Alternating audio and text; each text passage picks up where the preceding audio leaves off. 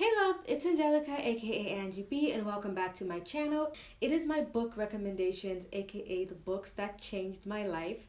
Ever since I read these books, which I all read them this year, I have seen a huge difference in my life. The way I think, everything has just changed for me since I read these books. Now I don't have any of the physical books with me because it takes me about an hour and a half to get to work and an hour and a half to get back, and it's kind of bulky for me to be carrying books, so I read all the books on my phone. So let's get straight into it. These are not necessarily in a particular order, I just listed them down. So my first book that I really enjoyed was The Alchemist. Now, The Alchemist is a book that was written by Paulo Coelho. The reason why I love this book and would highly recommend it to you guys is because it is not like your standard self-help book. Like if you want to do well, you should do this. If you want to make money, do this, do this.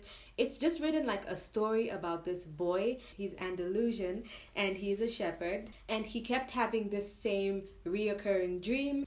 So he did ask a fortune teller about his dream, and they told him that it actually was prophetic. It's just a story about following your personal legend, finding your true purpose in life, and it was written really well. When someone makes a decision, he's really diving into a strong current that will carry him to places he had never dreamed of when he first made the decision. So this just goes back to believing in yourself. Like once you decide you need to do something, you don't have to know exactly how you're going to do it, as long as you've made the strong decision to do and get what you really want. Like everything, basically the universe will conspire, or God, however you want to put it, which is why I like this book, because it's not religious, so you don't feel like, oh, I'm Muslim so I can't read this book, or I'm Christian so I can't read this book. It is written for everyone so you can understand it in your own way. It's been recommended by Oprah, by Pharrell, by Will Smith, which is actually how I found out about this book. My second book kind of has a long title, so I'm gonna read it. The Subtle Art of Not Giving a Bleep, A Counterintuitive Approach to Living a Good Life by Mark Manson. I really enjoyed this book. I read it before I read a lot of these other books, and I would actually recommend that you read this before reading other self-help books. And the reason why I really like it, I think that with this book you're either going to love it or you're going to hate it. Oh, I forgot to say one tiny thing. I wouldn't recommend every single book that you read to also listen to it as an audiobook, because lots of people say that. But if you don't care about people's voices, like you just want to hear what it's about, then probably every single book you read you would like as an audiobook.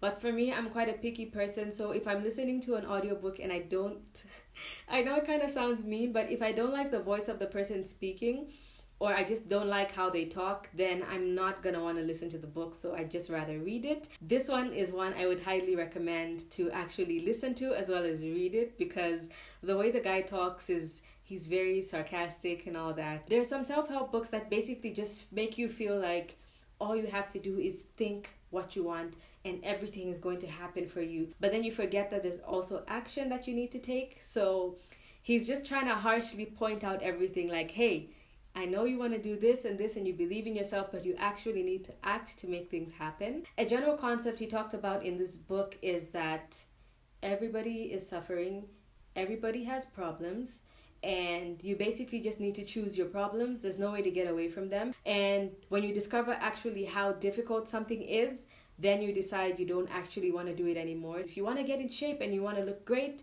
the problem is you're choosing is that you're going to have to go to the gym when you won't want to. You're going to have to eat healthy when you want to eat a piece of cake and that kind of stuff. He talks about how you can't be happy all the time, because in lots of self-help books, sometimes you forget or you just overlook the part where you actually have to feel emotions. Because in lots of these books, they're like, no matter what bad thing happens to you, there's always something good. There's always a reason for it. Everything happens for a reason. And while I do believe that, I also believe that you should feel emotions, because if you pile them up, one day you're just going to explode. These are two examples specifically from the book that he uses. Imagine you're in this situation, like your child is dying from cancer and you're just like, oh well, I mean, everything happens for a reason. At least now we can save money and we don't have to pay for college anymore. Or you find that your husband is cheating on you with your sister and you're like, oh, well, now I know who my true family really is. Like, no, you're going to be angry in the moment. You're going to be sad. You need to let all those emotions out. And then when you're done with that, you don't have to stay 10 months later, you're still like, oh my God, I still can't believe this happened to me. It's just the point of something bad has happened. Acknowledge that it's bad. Go through the emotions. If you need to rage out or do whatever you want, go through that. And then try and figure out, why could this have possibly happened to me? The greatest truths are the hardest to hear, because you can have this book in mind when you're reading your other self-help books and you're like, okay, I understand this.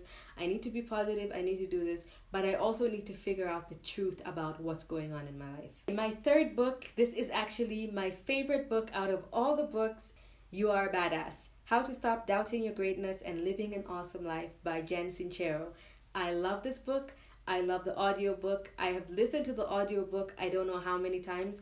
So this one is, I would say it's targeted towards a younger audience or someone who's young at heart. She really motivates you to do stuff like immediately, not wait till tomorrow, but actually just do it right now. It also has a very heavy focus on your thoughts, but like the previous book, I really like that she also drives the point that as much as you think of what you truly want, you actually have to do things and take action for them to actually happen, because your thoughts are not enough and you don't need to know how to get there, how to get whatever you want. As long as you truly believe it and you start taking action, everything will conspire to make everything work, just like in The Alchemist. And one thing I also really like is that she also touches just a little bit on karma, because I do think it's true that no matter what you believe, whatever you truly want to happen and you take action towards, it will happen, even if it's a bad thing. But the reason I love this book is because she touches upon karma, that yes, you can wish whatever you want to happen and it can happen to you, but there's also something called karma. Whatever you put out into the world comes back to you. So if you're being an evil person and doing bad things to get what you want, eventually bad things will be done to you. To think what you want to think is to think the truth regardless of appearances. Nothing has any value other than the value that we put on it, which is true. Money, food, like literally every single thing has no value other than the value that you put on it. For example, the shirt I'm wearing right now cost about $5, and now that I've worn it a few times, it's probably worth like $2. But if we take this exact same now $2 shirt and Beyonce wears it on stage, it will probably be worth like $2,000. So it's the same shirt, nothing has been done to it. The only difference is now that Beyonce has worn it, all of a sudden the value's gone up. Yeah, it's just an amazing book. My fourth book is Big Magic by Elizabeth Gilbert. And this one is a really good book, because it's encouraging you to live creatively, but not in a pushy way. It's more like a book that she just wrote about her experience, and it's like, if you'd like to learn anything from it, then you can. It is very motivational, but not in the kind of way that's like, quit your job today and become a singer. It's just that you should always explore your creative side, because almost everyone has one. If you let yourself do it, it will just make you feel free and happy. One major thing that I got from this book that I really liked, and it actually made a lot of sense to me. It could be true or it couldn't be true, but it's a point that she believes that ideas actually have, like, they're a conscious thing. And I know it sounds really strange, but if you think about it, it's not that strange. And she actually gives proof of agency. She tells a story about a book that she started to write about the Amazon. The story is that she was going to rewrite a story about that, but make it a little bit more of like a love story. While she was writing that book, she kind of abandoned it. Years later, she met this other woman at like a convention who's now her friend. Her name is Anne Patchett. And when they met, Anne was telling her that she's writing a book about the Amazon. And she was like, oh, why don't you tell me about this book? Because I was also writing one. And then Anne was like, well, I don't want to seem like I'm stealing your idea, so why don't you tell me about your book since you stopped writing it? And when she told her the story, Anne was so shocked, and she actually showed her like printouts of documents and stuff that she had written, and it was literally the exact same story that Elizabeth came with. So she believes that her idea actually was just given to the other woman, Anne, because she didn't use it. Dearest Fear, creativity and I are about to go on a road trip together. I understand that you'll be joining us because you always do, but understand this. Creativity and I are the only ones who will be making decisions along the way. Dude, you're not even allowed to touch the radio. And now, the fifth book, another one of my favorites. I love this book. You Are a Badass at Making Money Master the Mindset of Wealth, Jen Sincero. Now, this book is literally almost exactly the same as You Are a Badass, except this one is focused on making money, and it is shorter than the first book. It is also a great audiobook. This year and the past few months, I have made more money. Now, I'm not talking about making money where I'm like, oh, I'm rich, I can quit my job or something like that. No, not that kind of money. But I've still made like double the amount of money I've ever made in my life. These Jen Sincero books have played a big, big part in it. So I definitely highly recommend. The main focus of this book is she is motivating you to make money, but I would say more of the focus is on you getting rid of the mindset that you have with money. Like, how much do you make? Like, what's your salary? It's like, oh my God, why would you ask me that? And it's just like, it's just put as such a rude thing, like you can't ask. So one of my favorite exercises that she gives in the book about money is where she addresses people's subconscious beliefs, because lots of people will say like, oh, I don't have a problem with money, like I love money. But then if you ask them without thinking, like just fast, give me the first 5 things that you think of when you think of money. I actually wrote down some of the most common ones, and some of them did come to my mind when I was thinking it, because it's just lots of the things that you hear. So right now, I would like to ask you guys if you could just pause this video and write the top 5 things that you think of when it comes to money. They don't have to be positive, they don't have to be negative, just the first 5 things that come to your mind. You can just pause this video now. If you wrote 5 things in the comment section below, first of all, if you look at any other comments, I'm sure you're going to find similar things to what you think, because lots of people say the same things about money, whether it is your parents, friends, or colleagues. I'm going to read the 5 most common ones. I think she gave some of these in the book as well, but I'll read them out, and I guarantee you at least one of these are going to be in your list. Money is the root of all evil. I don't need money to be happy. Money isn't everything. Money can't buy love. Money doesn't grow on trees. She gives lots of suggested money mantras in here, like I love money, money is easy for me to make, and I like all those. I think they really work because yes, I like money. I'm proud to say it. I love money. I like to make it myself. I like the feeling of making it. I love the feeling of spending it. So do not drop your standard because you will meet the person at their level instead of them rising up to your level. The walls of your comfort zone are lovingly decorated with your lifelong collection of your favorite excuses. This is my favorite one out of all of them because it is so true.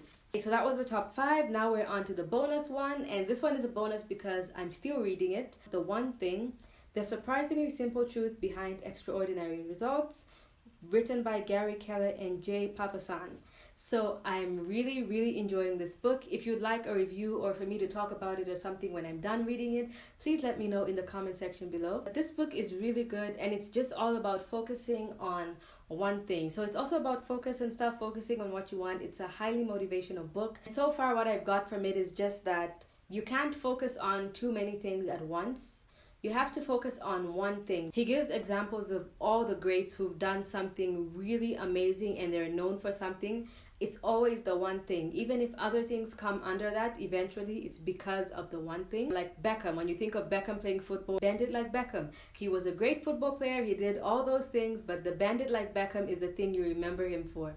Apple, it's the iPhone. They have laptops, they've got so many other things under the thing, but right now the one thing is the iPhone. And like I said, if you want any more book recommendations for any other kind of books or even just other kinds of videos, please comment in the comment section below. And if you like these self-help books, please give this video a big thumbs up because it shows me that you guys like this content and may want more of it. Click my face right there if you'd like to subscribe to my channel if you didn't in the beginning, and watch the 2 videos on the side here because you might like those as well. Thank you so much for watching, and I'll see you guys in my next video. Bye!